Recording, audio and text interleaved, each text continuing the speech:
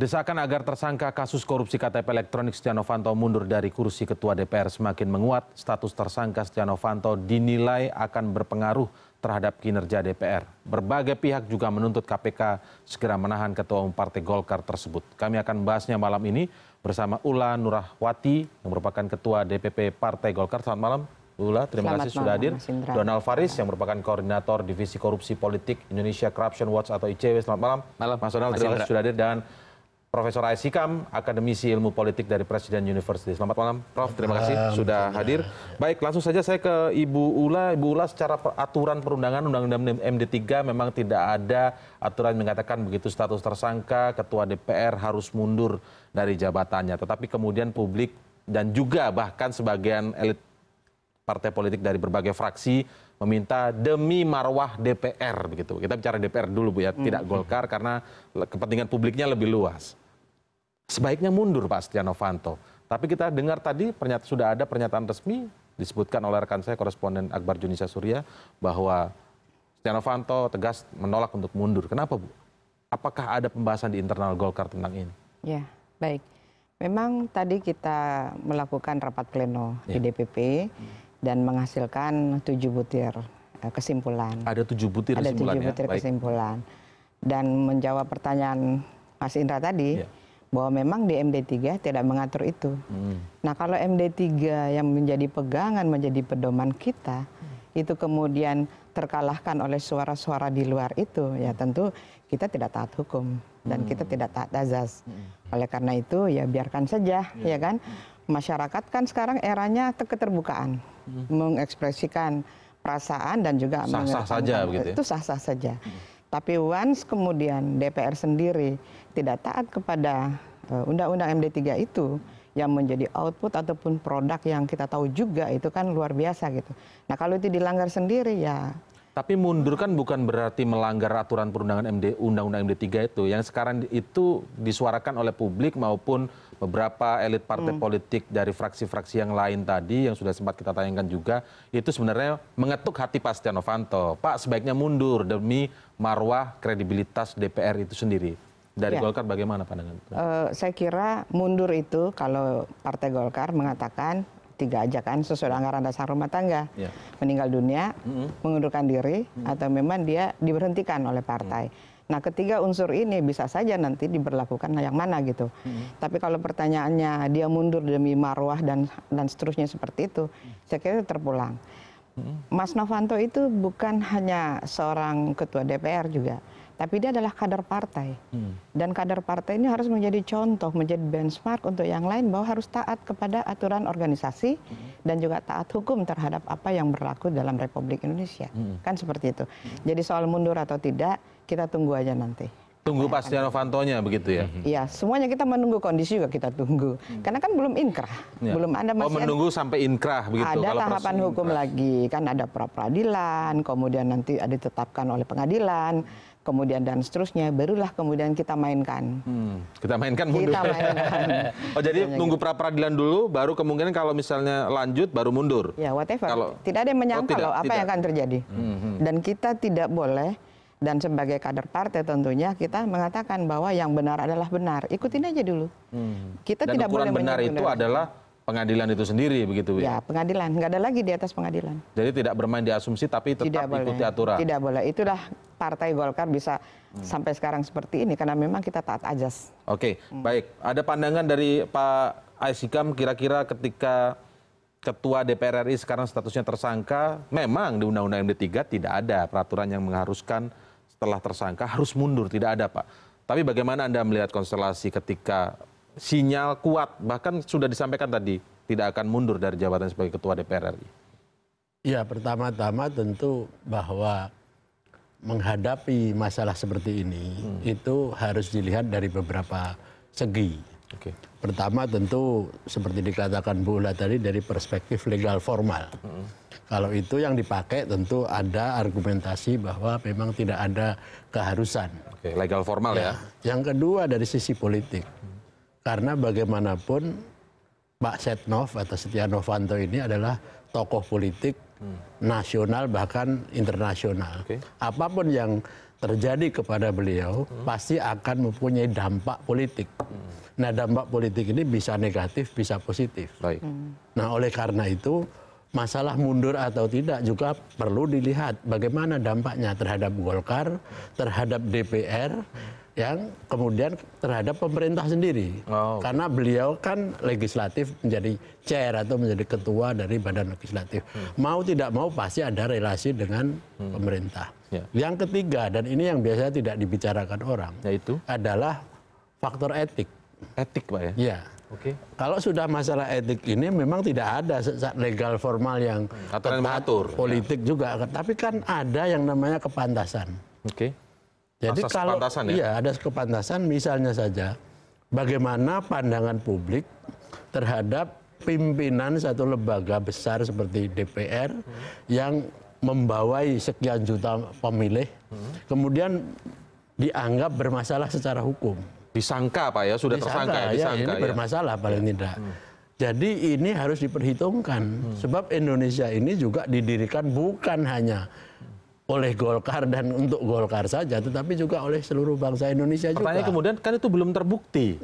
Hukum. Ya. Tetapi Legal formal, ya? ada juga masalah kelayakan dan Kepantasan etik. tadi ya? Kepantasan itu. Oleh karena itu dulu waktu ada kasus yang dibawa ke MKD soal Apa minta telepon, saham ya? Oke. kan ada kasus, ada event bahwa Setia Novanto mundur kan. Itu Kenapa kan sekarang kok enggak gitu ya? ya artinya saya tidak akan mengatakan begitu, tapi artinya pada waktu itu pertimbangan etik karena desakan publik dan persepsi publik seluruh Indonesia bahkan internasional itu ya seperti itu, bahwa sepantasnya orang itu harus mengundurkan diri karena ini kan juga nanti akan ada implikasinya terhadap proses hukum juga, proses politik juga. Implikasinya seperti apa, Pak? Ya seperti ada self interest, ya kan, yang akan dipakai di dalam proses hukum atau paling tidak dianggap pihak-pihak yang yang kritikal terhadap Pak Setia Novanto. Oh, Anda kalau masih dalam posisi seperti nggak layak dong, karena Anda mempunyai bagaimanapun punya bargaining position, ya. Jadi menurut saya, poinnya nih, benar. Ya menurut saya kita tidak bisa melihat satu dimensi saja.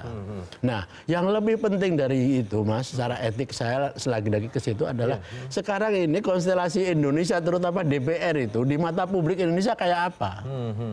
Bagaimana juga orang sudah tahu bahwa DPR RI pada saat ini adalah termasuk lembaga yang paling tidak dipercaya oleh rakyat Indonesia menurut survei-survei yang sudah pernah dilakukan. Kajian ilmiahnya ada, ini Pak, bukan asumsi ya? Nah, kalau sudah tidak dipercaya masyarakat, pimpinannya tersangkut masalah hukum, masalah korupsi dan lain-lain, malah mengatakan, oh kan belum inkrah. Nah, bagaimana Bu? Ada tanggapan? Saya minta itu tanggapan. akan menjadi problem lagi dalam segi etik. Soal etik, Bu, tapi kaitannya tadi yang saya menangkap poinnya adalah ketika tidak mundur, maka kan dirinya masih punya bargain position yang besar. Dikhawatirkan ada konflik of interest. Ini bisa mempengaruhi nanti di proses penegakan hukum itu, Bu. Bagaimana, Bu? Ya, karena ini politik. Ya. Sehingga kemudian juga harus dilihat dalam dimensi politik. Oke. Seperti yang disampaikan oleh Profesor tadi kan gitu. Bahwa apapun relasi antara eksekutif dan legislatif, disitulah posisi politiknya seperti itu. Ya kan? Sebuah lembaga, katakanlah lembaga tinggi yang memegang 3 fungsi yang dahsyat luar biasa itu kan di DPR, dan lembaganya ini juga harus kita lihat kan seperti itu, bahwa di sisi lain ada dimensi hukum. Makanya Partai Golkar melihat selesaikan ini side by side gitu loh, jangan diaduk antara hukum dengan fungsi kelembagaan yang sangat bermartabat itu, ya kan, bahwa siapapun, saya tadi mengatakan bahwa Mas Novanto ini dia sebagai kader Partai Golkar, tapi dia juga sebagai ketua umum Partai Golkar dan ketua DPR. Jadi dalam ranah politik ini menarik sekali. Saya kira ini pembelajaran yang luar biasa. Artinya akan mundur nggak secara tadi dugaan etik tadi, kalau masalah etik tadi? Dari sisi kepantasan yang punya bargain position bisa mengaruhi proses hukum dan lain sebagainya. Itu ilmiah dan akademiknya dari seorang profesor melihatnya kan. Tapi etik itu juga kan tanda petik, ya kan, ada masa dan ada saat. Kan seperti itu kita melihatnya dalam perspektifnya gitu.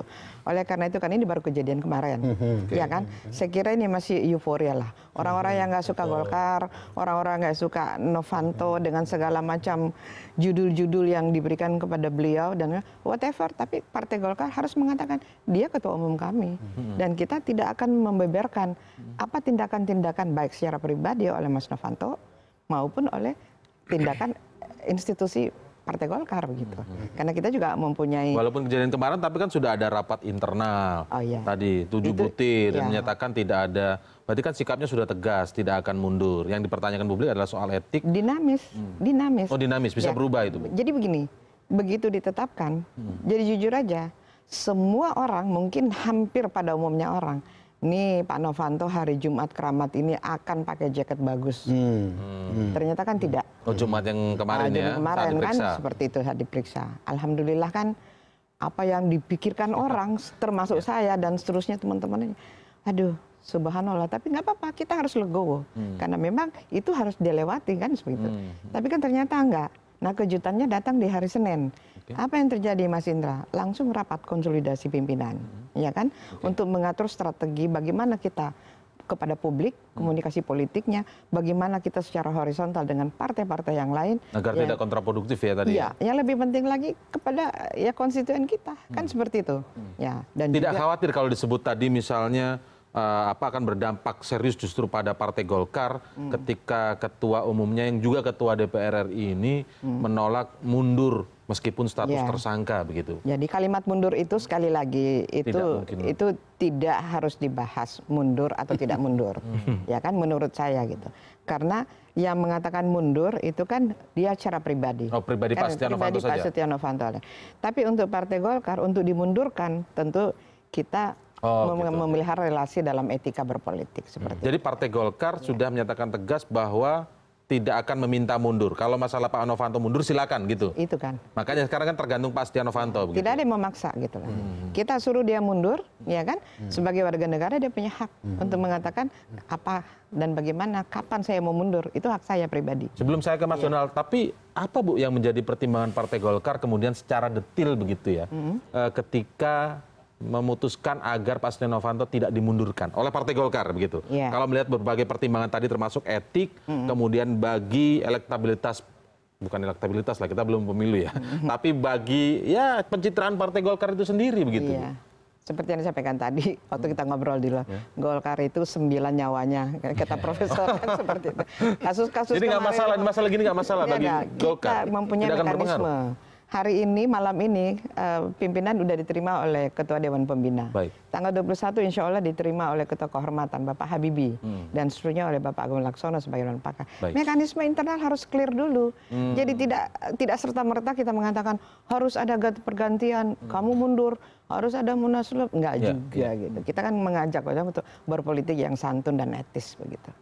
Bang Donald, ada catatan tidak ketika kemudian dilihat sudah status tersangka, kemudian kita mulai mungkin dari penegakan hukumnya di KPK, ada pilihan tidak ditahan. Anda punya pandangan sendiri tidak tentang hal ini? Pertama, kalau kita belajar hukum, di atas hukum dan norma-norma yang tertulis itu, ada yang kemudian kita sebut dengan moralitas hukum.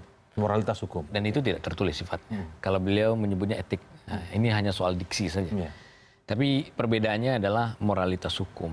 Nah, komparasi yang sangat menarik 2015 yang lalu atas dasar moralitas etik dan moralitas hukum sesaat sebelum divonis oleh MKD saudara Setia Novanto mundur. Ini proses pidana yang pro justisia. Kalau dulu hanya proses etik saja di MKD ya. Ini proses etik dan proses hukum, which is di dalamnya kalau hukum yang sudah bicara pasti ada etika juga yang dilanggar. Jadi ini justru satu paket. Kalau ada proses etik dulu di MKD belum tentu dia melanggar hukum. Tapi kalau proses hukum melanggar pasti pidana, melanggar pidana, pasti di dalamnya juga akan melanggar etik. Jadi lebih berat sekarang sebenarnya nih? Gradasinya lebih tinggi dong proses hukum. Karena ditangani pula oleh lembaga dan persoalannya adalah persoalan kejahatan korupsi. Itulah extraordinary crime. Nah persoalan Golkar Bu Ula sudah menjelaskan tadi. Publik tentu akan susah masuk ke institusi Partai Golkar karena ini walaupun partai itu secara undang-undang partai politik adalah badan publik tapi otoritasnya kita paham betul lah bottleneck ini kan karena beliau saja ketua umum. Kalau beliau tidak ketua umum pasti akan lain ceritanya. Bagaimana treatment sekjen, pimpinan ketua umum PDIP, contohnya ketika Damayanti dijadikan tersangka oleh KPK langsung pecat pada waktu itu. Atau kader-kader partai yang lain, langsung mereka mengundurkan diri. Ini karena ketum saja, basa-basi politiknya Bu Ula kan pasti dilematis juga dengan partai lain. Supaya tidak terjadi benturan yang beras di Golkar kali ya, begitu ya. Jadi kira-kira begini, ini orang nggak bantu justru suruh saya mundur. Kira-kira begitu tantangan bagi orang-orang di partai Golkar itu sendiri. Iya, jadi saya nggak bantu tapi masa saya nyuruh mundur. Kira-kira begitulah dilema di internal partai Golkar. Tapi sisi kelembagaan negara yang harus dipandang menurut saya di atas ini. Mas Indra betul soal itu. Ada wajah tata negara, ada wajah kelembagaan negara yang harus kita pandang saat ini. Nah, apa kaitannya dengan proses yang sedang berjalan, Bu Ula? Saya setuju dengan apa yang disampaikan Prof. Hikam. Ada COI, conflict of interest. Bagaimana merelasikan conflict of interest itu sebagai pimpinan lembaga negara yang menggelar konferensi pers tadi. Kita sulit membedakan Setia Novanto apakah menggelar konferensi pers sebagai pribadi yang ditetapkan sebagai tersangka atau konferensi pers sebagai pimpinan lembaga negara. Kalau dia menggelar konferensi didampingi oleh 4 wakil ketua DPR. Disitulah benturan-benturan untuk hal teknis saja sudah terjadi. Kita susah membedakan tadi SN sebagai tersangka atau SN sebagai pimpinan lembaga negara. Kalau SN sebagai tersangka tadi menggelar konferensi pers, bayangkan dia menjelaskan posisi hukumnya dan kemudian tidak terlibatan dan seterusnya, tapi didampingi oleh 4 pimpinan lembaga negara. Jadi kita seolah-olah di sini aja sudah terlihat konflik of interest. Di sini saja sudah kelihatan konflik interest dan betapa memalukannya konferensi pers pimpinan lembaga negara yang berstatus sebagai tersangka kasus korupsi didampingi oleh pimpinan-pimpinan lembaga negara. Bayangkan juga ketika Presiden akan mengundang rapat pimpinan lembaga tinggi negara, ada Setia Novanto disebut, Presiden pasti dilema juga. Kalau tidak diundang, beliau adalah ketua DPR, diundang pun dilematis sebagai tersangka kasus korupsi. Presiden pasti juga ada yang serang. Presiden rapat dengan tersangka kasus korupsi. Inilah dilematis kelembagaan negara. Dengan posisi yang seperti ini, maka Anda menyarankan sebaiknya Golkar menghentikan Setia Novanto agar bisa dihentikan dari ketua DPR. Langkah pertama kita paham lah, Ibu Ula pasti dilematis juga. Tapi langkah yang pertama adalah beliau mundur dulu. Kalau beliau tidak mundur, maka saya yakin seorang Pak B.J. Habibie dengan kenegarawannya pasti akan mengusulkan dia mundur.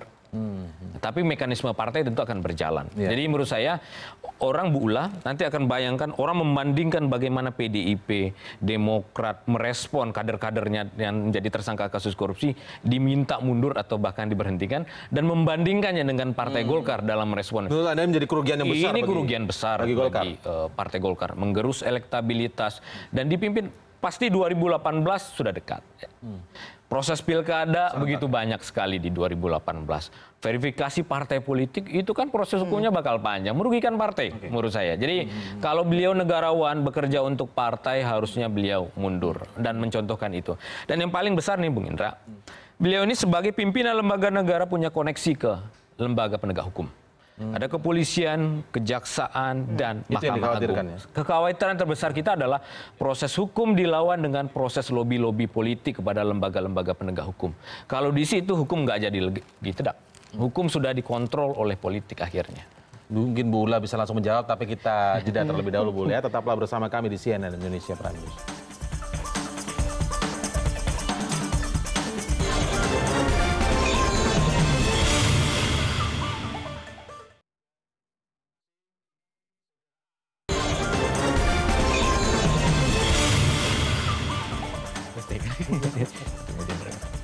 Baik, ketika Ketua Umum Partai Golkar Setia Novanto ditetapkan sebagai tersangka kasus korupsi KTP elektronik, tidak lama kemudian kami menerima informasi beredar info bahwa ada surat edaran agar anggota-anggota Partai Golkar tidak memberikan komentar yang kontraproduktif. Ini kami munculkan, kami kutip dari laman detik.com. Berikut ini, mungkin gambarnya terlalu terang ya, begitu. Ini surat yang kami kutip dari laman detik.com. Ini ditantangani oleh Dr. Andes E.C.H. Nyono Suharli Wihandoko dan sekretarisnya Jawa Timur ini Bu ya, DPD Jawa Timur. Ini memang perintah dari pusat ini Bu? Saya kira karena dia sensitif aja. Ya, ini inisiatif dan sensitivitas sebagai ketua untuk kemudian segera. Karena banyak yang justru dikutip-kutip itu kan pernyataan-pernyataan yang tidak tahu masalah begitu. Jadi saya kira ini salah satu faksun dari komitmen kita internal partai gitu. Ini kami coba rangkumkan isinya ya. Menyikapi situasi dan atau berita yang berkembang saat ini baik melalui media cetak maupun media online tentang kasus IKTP yang mencantumkan nama Ketua Umum DPP Partai Golkar, Bapak Dr. Andes Haji Setia Novanto AK bersama ini DPD Partai Golkar Provinsi Jawa Timur menghimbau kepada seluruh segenap jajaran pengurus DPD Partai Golkar se-Jawa Timur untuk tidak menanggapi dan atau menyebarluaskan berita-berita yang bersifat negatif terkait Ketua Umum DPP Partai Golkar, Bapak Setia Novanto, baik melalui media sosial maupun media lainnya, mengingat hal tersebut bisa sangat berdampak negatif bagi elektabilitas Partai Golkar secara lokal maupun nasional. Kita menghormati proses hukum dan lain sebagainya. Tapi dari DPP nggak ada perintah ini, Bu ya? Tadi agar di daerah semua tidak boleh mengontari kader-kader ini. Masuk dalam kesimpulan ke-6 bahwa Ketua Pemenangan Pemilu Indonesia 1, Nusron Wahid, Ketua Pemenangan Pemilu Indonesia 2, Bapak Mus, ya, kemudian seluruh Korwil dan seluruh fraksi yang ada itu harus mensosialisasikan keputusan-keputusan Partai Golkar secara intern tentang aktual, masalah-masalah aktual, sehingga tidak terjadi distorsi, apalagi kreat gitu. Oleh karena itu, mungkin tadi setelah bocoran ini, maka dengan sikap dan tanggas, salah satu ketua DPD kita untuk segera. Di Jawa Timur. Apakah ini arti sebaliknya kalau ada yang memprotes, karena kan partai kan dinamis, Bu, harusnya kan demokratis ya, mengatakan, wah sudah tersangka nih, ayo kita munaslup misalnya. Kalau ada yang ngomong gitu langsung dipecat, Bu? Atau bagaimana? Apakah artinya itu? Apakah artinya itu? Karena kan kalau lihat beberapa dari politisi muda Partai Golkar sempat memang mengkritisi status Setia Novanto. Ya, bagaimana, Bu? Itu menyahuti dan mensikapi apa yang juga menjadi isu nasional. Itu sah-sah saja juga, nggak apa-apa. Itu saya. Nggak ada sanksi atau bersanksi ini kira-kira? Di Partai Golkar dalam rapim kita yang kemarin di Bali itu sudah sepakat bahwa kemudian DPD 1 dan DPD atas nama DPD 2 juga sepakat untuk kemudian tidak ada munaslup karena kita ingin mengawal kepemimpinan ini sampai dengan tahun 2019. Jadi tidak akan ada munaslup. Bahwa nanti di dalam proses sampai 2019, Bu. Itu kan keputusan rapim. Rapim ya, kan gitu. Tapi tadi ada putusan yang keempat bahwa ketua umum itu memberikan delegasi kepada ketua harian, dalam hal ini Andi Muhammad Nurdin Halid, bersama sekretaris jenderal dan Idrus Marham ya. Ya, itu untuk kemudian tetap melaksanakan fungsi dan tugas organisasi secara operasional, baik ke dalam maupun ke luar, atas petunjuk dan persetujuan ketua umum. Karena itu masuk di dalam pasal 27 kita punya tata kerja. Oke, jadi kalau ada anggota yang kemudian memprotes tentang hal ini akan kena sanksi tidak? Enggak, itu kan kader. Dia mengekspresikan dirinya sebagai kader untuk dia ngomong kan. Jadi tidak bersanksi ini? Tidak akan mempengaruhi kebijakan partai, tapi masuk di dalam tanda petik ya harus diawasi lah begitu. Ya, kita punya kode etik, ada PDLT-nya gitu loh. PDLT, baik, prestasi, dedikasi, loyalitas dan tidak tercela. Tidak tercela, tidak tercela, PDLT, Pak. Ya. Di Golkar sendiri menurut Anda dengan adanya surat edaran ini kan baru ini, kita sama-sama tahu nih, Pak, ada surat edaran ini menurut Anda mengekang agar mereka tidak berbicara yang aneh-aneh, terutama yang protes-protes misalnya, atau bagaimana? Kalau Ibu tadi mengatakan tidak bersanksi sih, cuman kalau di informasi ini, Bu, ada sanksinya begitu. Nah, bagaimana? Kalau menurut saya, sanksinya diperingati. Kata paling penting tadi yang dikatakan oleh Bu Ula itu adalah dinamis. Dinamis. Jadi kalau kita lihat problem yang dihadapi Golkar sekarang ini, kita mesti harus punya nafas panjang. Baik. Ini partai yang sangat besar, usianya sudah sangat dewasa, dan di dalam mengelola konflik internal partai dia jago, ya kan? Walaupun memang tidak bisa diingkari ada fakta bahwa Golkar juga akhirnya ada splinter atau sembalan-sembalan kan, ada Hanura, ada macam-macam itu. Tapi at least ya sampai sekarang Golkar ini masih mampu untuk melakukan manajemen konflik. Nah, oleh karena itu kata dinamis ini penting. Ini kan peristiwa ini baru terjadi 2 hari paling lama nih kan. Oleh sebab itu masih bisa berubah. Sangat masih bisa. Tadi itu ya. Contoh bahwa di Detikcom tadi ada inisiatif dari Jawa Timur, itu saja sudah menunjukkan bagaimana dinamikanya begitu cepat. Ini kan yang seolah-olah ingin meredam nih. Ya, benar. Tapi meredam kalau juga tidak menggunakan manajemen yang baik, malah memancing reaksi yang bisa menjadikan ini bisa memancing reaksi nggak? Sangat bisa. Minta agar kader-kader tidak berkomentar yang aneh-aneh. Iya kan, apa yang disebut dengan komentar yang tidak atau yang aneh-aneh atau yang itu kan bisa menciptakan persoalan baru. Apalagi ini dunia yang sudah sangat erat dengan yang namanya gadget, yang namanya information open dan lain sebagainya. Jadi bagi saya masalah Golkar ini, kendati pun dari self understanding atau pemahaman diri dari Golkar itu begitu akan diatur oleh dengan begitu baik, ya kan, karena keahlian dalam mengatur konflik. Tapi ingat lagi bahwa Golkar juga berhadapan dengan publik Indonesia. Nah, itu bagaimana, Pak? Kalau Anda mendengar publik, misalnya tadi ke sini sambil mendengarkan El Sinta, itu hampir semua pendengar itu sangat kritikal terhadap posisi Setia Novanto. Artinya apa? Artinya kemungkinan bahwa publik tidak sama dengan self understanding Golkar itu juga bisa jadi. Ini terlepas benar salah nih, Pak ya? Iya dong, kan publik rasa akan publik melihat, ini ya, rasa publik kan? ya. Seperti waktu kasus Papa minta saham itu. Nah, kita juga harus tahu bahwa dibanding dengan partai lain, Golkar itu unik dalam pengertian antara yang di pusat dengan daerah itu berbeda. Oke. Ya, di daerah tuh solidnya luar biasa. Jadi yang begini-begini ini belum tentu bisa langsung afek kepada soliditas di daerah. Oleh sebab itu bisa jadi nanti dalam dinamika seminggu itu yang ingin supaya Pak Setia Novanto mundur dan lain-lain itu bisa jadi menguat di pusat, tetapi di daerah tidak. Nah, oleh sebab itu saya kira sangat tidak wise juga bagi Golkar kalau kemudian semua persoalan yang sekarang sedang berkembang ini hanya dilihat dari self understanding Golkar. Dia tetap harus melihat juga dimensi dari luar, masyarakat. Kalau ini kerangkanya ingin menyelamatkan partai ya? Hanya partai saja, ya. Tapi kan saya tadi katakan bahwa ini bisa menciptakan krisis.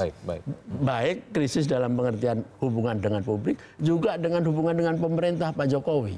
Bagaimana analisis sampai ke sana? Ya misalnya kalau hubungan antara eksekutif dan legislatif gara-gara masalah ini kemudian tidak lancar kan hubungan ini ya, maka akan terjadi crisis situation di dalam hubungan antara dua lembaga. Merana. Ya kan? Kemudian juga kalau kemudian ternyata proses ini terus berlanjut, ini kan Pak Jokowi juga sebagai secara politis, nih saya hanya bicara politis, beliau kan bagaimanapun dianggap didukung oleh Golkar di bawah pimpinan Setia Novanto. Bagaimana publik melihat, loh kok Pak Jokowi kok akhirnya kok ya diem aja? Iya, makanya saya sangat tidak setuju dengan sikap Pak Jokowi atau istana yang selalu mengatakan saya tidak akan mencampuri urusan hukum dan lain-lain. Apa dampaknya bagi pemerintahan Jokowi kalau tetap berkuku dengan ini tadi loh Mas, tidak mencampuri proses pandangan publik ini loh. Sebab bagaimanapun juga hubungan Golkar dengan beliau ini ada, tidak hanya dengan PDIP. Nah kalau publik kemudian loh Pak Jokowi ternyata tidak melakukan apa-apa, memang tidak harus mencampuri DPR atau KPK kan, tetapi kan ada sikap begitu loh, ya kan? Nah ini maka nanti 2019 juga akan terpengaruh kan, karena ini kompetisi akan sangat keras juga. Yang menarik datang dari pernyataan Wakil Presiden Pak Yusuf Kala tadi mengatakan memang proses hukum ya silakan jalan. Ini biasa saja. Tapi yang menurut saya ini paling menarik adalah ketika mengatakan begini. Ya itu kan konsekuensi. Kalau pada perbuatan tercela, ya itu akibatnya begitu. Menurut Bu Ula, pandangan dari Pak JK yang juga masih di Golkar ini bagaimana Bu? Itu benar sekali. Pak JK benar sekali dan tidak salah. Mudah-mudahan semua orang seperti Pak JK mengatakan bahwa kita nggak suka sama yang korup, kan gitu. Dan siapa yang berbuat kejahatan itu lawan kita, itu musuh kita. Jadi kan bagus beliau ngomong seperti itu, kan gitu. Tapi kan tidak ada kalimat lain untuk ikut mencampuri apa sebetulnya yang sedang terjadi di dalam dinamika Partai Golkar itu. Bukan itu kemudian bisa berarti artinya ya kalau tercela ya inilah akibatnya begitu kan, bukankah itu merujuk pada perbuatan dari beliau kan mantan ketua umum partai, jadi marwah partai tetap melekat pada diri beliau. Dan ini menunjukkan bahwa kemudian ya Partai Golkar dari dulu sampai sekarang konsisten untuk mengatakan yang mencederai rakyat, yang kemudian merusak bagaimana bermasyarakat yang benar, yang baik dan seterusnya itu, kita berdiri di situ.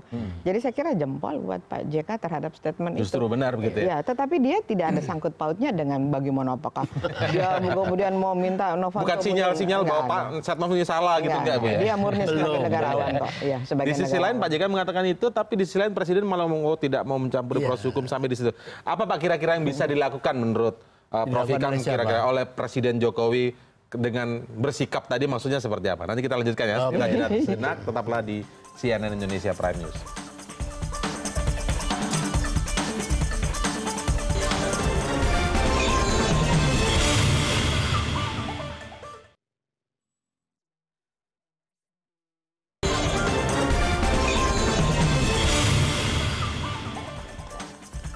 Kita tadi sempat membahas agak dalam tentang aspek politisnya ketika Setia Novanto ditetapkan sebagai tersangka kasus korupsi KTP elektronik. Tapi saya ingin kembali sedikit saja ke soal kasus hukumnya. Kita ingat betul pernyataan terdakwa Irman dalam sidang kasus korupsi KTP elektronik yang sempat mendapatkan informasi atau titipan pesan agar jika diperiksa, kurang lebih seperti itu, agar tidak menyebut nama Pak Setia Novanto. Berikut ini kita simak. Saya pernah bertemu dengan Pak Setia Novanto 3 kali. Yang pertama pada bulan Februari 2010 di Hotel Grand Melia. Ya. Waktu itu pertemuannya juga dihadiri oleh Saudara Sugiharto, oleh Ibu Anggraini, dan Saudara Andi Narogong. Kemudian yang terakhir, saya pernah mendapat pesan dari Ibu Dia Anggraini melalui kurir, tolong sampaikan ke Pak Irman, ada pesan dari Pak Setia Novanto menurut Ibu Dia Anggraini, kalau saya ditanya termasuk oleh pihak KPK, tolong disampaikan bahwa saya tidak kenal dengan Pak Setia Novanto. Nah, berdasarkan pesan tersebut, kemudian banyak pihak bertanya, artinya bisa mengatur, jika benar kata Ibu Dia Anggraini, maka Setia Novanto ini bisa mengatur bahkan agar seseorang tidak mengaitkan namanya dalam kasus ini. Ada pertanyaan kemudian lanjutan, nah kalau sudah begini pernah diakui oleh Irman dalam sidang kasus korupsi yang menjadi fakta persidangan bahwa ini bisa berbahaya jika Setia Novanto tidak ditahan. Kajian Anda seperti apa, Pak? Ya, itu juga kami sampaikan. Kebetulan ICW bersama sejumlah pakar pidana tadi menggelar konferensi pers menjelaskan ada urgensi Setia Novanto untuk segera ditahan oleh Komisi Pemberantasan Korupsi. Biar permasalahan Bu Ula dan kawan-kawan di internal Golkar juga selesai lah kira-kira. Kalau ditahan selesai ya masalahnya? Selesai lah pasti ceritanya. Itu Bu Ula, tapi kita nggak bicara wilayah itu. Saya bicara wilayah hukumnya saja. Saya kembalikan. Nah, secara hukum memang untuk menahan seseorang harus dipenuhi aspek subjektif dan objektif. Itu menurut KUHAP. Nah, siapa yang menentukan? Penyidik ada yang menentukan. Nah, saya mundur sedikit Mas Indra. Kenapa Setia Novanto kuat buktinya untuk dijadikan tersangka? Kami bersama teman-teman yang secara intens hadir di persidangan Irman, itu mencatat setidaknya ada 9 saksi yang mengaitkan langsung keterlibatan dengan Setia Novanto. Ada titipan pesan baik kepada dia yang kemudian disampaikan kepada Prof. Zudan Arif Fakrullah untuk tidak menyebut keterlibatan Setia Novanto. Ada saksi lain dari PDIP, Pak Ganjar, yang menyebutkan ketika bertemu di Bali, dan Pak Ganjar waktu itu hadir di bawah sumpah. Di Ganjar Pranowo ini maksudnya ya? Pak Ganjar dihadirkan sebagai saksi. Di bawah sumpah Pak Ganjar menyatakan bahwa pernah bertemu dengan Setia Novanto, dan Pak SN minta supaya tidak galak-galak amat. Itu kira-kira keterangan saksi Pak Ganjar pada waktu itu. Belum lagi keterangan di persidangan ini ya? Di persidangan. Belum lagi di persidangan juga Paulus Thanos, Direktur PT Sandipala, juga mengaitkan keterlibatannya dengan Setia Novanto. Jadi dari proses anggaran, dari proses penentuan lelang, fakta-fakta persidangan ini yang kemudian dijahit dan dikumpulkan oleh penyidik KPK dan dikuatkan oleh pertanyaan-pertanyaan jaksa penuntut umum, sehingga ada kesimpulan KPK menaikkan statusnya dari penyelidikan menjadi penyidikan dan meningkatkan status Setia Novanto dari saksi menjadi tersangka kasus korupsi. Itu kira-kira background yang penting kita catat untuk menunjukkan bahwa KPK nggak asal sembarang loh. KPK menunggu berbulan-bulan seluruh saksi, seluruh fakta dulu diungkap dalam kasus Irman, baru pada minggu terakhir ini menetapkan Setia Novanto sebagai tersangka. Jadi itu prosesnya. Nah, ada persoalan hukum lain. Seberapa urgen Setia Novanto untuk ditahan? Ditahan ya. Itu tentu penyidik. Tapi pandangan kami, kalau kita lihat fakta-fakta, ada upaya baik secara langsung maupun tidak langsung, Pak Setia mempengaruhi saksi-saksi di dalam persidangan. Keterangan Pak Irman kan bentuk bahwa dia coba dipengaruhi melalui orang-orangnya. Kemudian keterangan dari Pak Ganjar, ingat loh, keterangan itu di bawah sumpah seluruhnya. Persidangannya ini ya, Persidangan, bukan ngomongan di media ya, bukan ya? Bukan mulut Fahri Hamzah yang bisa ngomong seenaknya. Ini adalah mulut saksi yang di bawah sumpah menyampaikan keterangannya. Dan itu dianggap bernilai satu alat bukti di depan hukum. Nah, ini proses yang sudah dijalankan oleh KPK. Dan kalau kita lihat bagaimana peran yang bersangkutan mencoba untuk mempengaruhi saksi. Dan apakah itu juga potensi itu? Sekali lagi potensi, saya tidak menyimpulkan yang bersangkutan, tapi potensinya mempengaruhi alat bukti juga besar. Maka di situ urgensi. Disampaikan Irman ya. Betul. Maka di situ urgensinya kenapa KPK harus segera menahan saudara Setia Novanto yang sudah ditetapkan sebagai tersangka. Kalau sekarang misalnya seringkali ketika ditanyakan kepada penegak hukum, biasanya begitu ya, entah itu polisi, kejaksaan, dan sekarang KPK, itu adalah subjektivitas penyidik. Apakah kemudian hal ini harusnya menjadi masuk pertimbangan penyidik KPK dari sisi subjektivitas, bahwa ada upaya bisa mempengaruhi itu? Betul, harusnya ini kan dicatat bagaimana langkah kuda seorang politisi mencoba untuk mengamankan saksi, mencoba untuk mempengaruhi kelompok-kelompok lain, itu menurut saya harus dihitung oleh penegak hukum. Jadi memang proses penegakan hukum kita tidak hanya bisa melihat dengan kacamata kuda, tapi harus mengaktifkan kuping, mendengar variabel-variabel lain. Itu pandangan saya. Dan Mas Indra, kasus IKTP ini bukan pertaruhan KPK menurut saya. Tapi bagaimana pertaruhan penegak hukum lain? Apakah penegak hukum lain, khususnya peradilan kita, akan diintervensi, akan digoda secara politik atau digoda secara uang? Kalau KPK menurut saya ikhtiarnya sudah panjang. Sampai ke Amerika terakhir, tim penyidik KPK ke FBI untuk mencari dan mengumpulkan sejumlah alat bukti. Jadi kalau orang bertanya, Pak Setia Novanto melalui Fahri Hamzah kan juga sering bicara, 500 miliar itu besar sekali, bagaimana cara uangnya diberikan? Sekarang simpel saja, orang bisa bertransaksi di luar negeri, orang bisa alihkan saham, tanpa harus ada uang besar. Jangan diajak berlogika, jangan diajak saya bawanya. Baik, nanti di segmen terakhir kita akan bicara atau bertanya langsung pada tahap kesimpulan. Kalau misalnya ditahan, Bu, selesai ini masalah. Benar seperti kata Bang Donald Faris. Nanti kita akan ulas lebih lanjut. Tetaplah bersama kami. CNN Indonesia Prime News akan segera kembali saat lagi. Seru.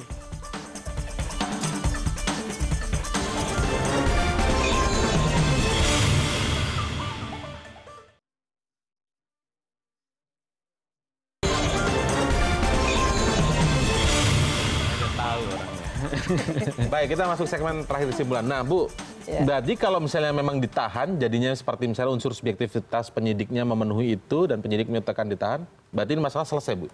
Akan segera diganti secara munaslup atau bagaimana, Bu? Ya, kalau ajasnya memang begitu. Apabila sudah terlibat hukum dan seterusnya seperti itu, maka anggaran dasar rumah tangga pasal yang mengatakan. Tapi kan belum inkrah. Kalau ditahan ini kan belum inkrah. Ya, makanya kita tunggu aja kan gitu.